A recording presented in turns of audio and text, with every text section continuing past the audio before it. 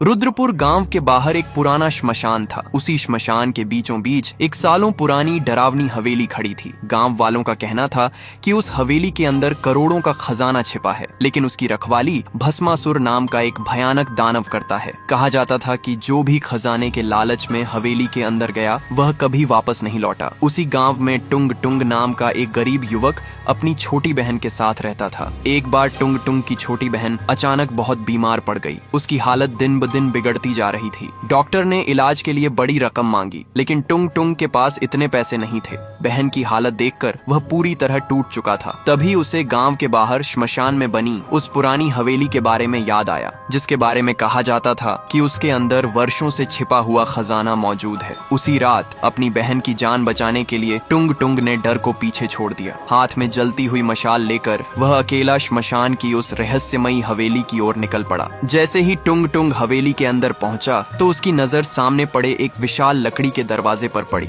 उसने जैसे ही दरवाजा खोला उसकी आंखें खुलनी की खुली रह गईं। सामने एक विशाल कमरा था जो सोने के सिक्कों, हीरों और बेशकीमती जवाहरात से भरा हुआ था। टुंग टुंग खुशी से झूम उठा और जल्दी जल्दी सोना अपनी बोरी में भरने लगा। लेकिन तभी अचानक पूरे कमरे की दीवारों पर अजीबोगरीब काले निशान चमकने लगे। हवेली जोर जोर से कांपने लगी। उसकी मशाल अचानक बुझ गई। चारों तरफ सफेद धुआं फैल गया और उसी धुएं के बीच से एक विशाल दानव प्रकट हुआ। उसकी लाल आंखें अंगारों की तरह जल रही थीं। दानव जोर से हंसा और बोला, 500 साल बाद किसी इंसान ने मुझे आजाद किया है। टुंग टुंग डर कर भागने लगा, लेकिन तभी उसके पैर जमीन से चिपक गए। दानव ने अपना हाथ उठाया और सफेद धुआं टुंग टुंग के शरीर में समाने लगा। उसकी आंखें लाल हो गईं, उसकी त्वचा काली पड़ गई और उसके हाथ विशाल पंजों में बदल गए। कुछ ही सेकंड में टुंग टुंग खुद एक भयानक भस्मासुर बन चुका था। पुराना दानव हंसते हुए बोला, अब इस खजाने की रक्षा तुम करोगे। इतना कहकर वह काले धुएं में गायब हो गया। उस रात हवेली के अंदर से फिर वही डरावनी आवाज गूंजी, खजाना चाहिए,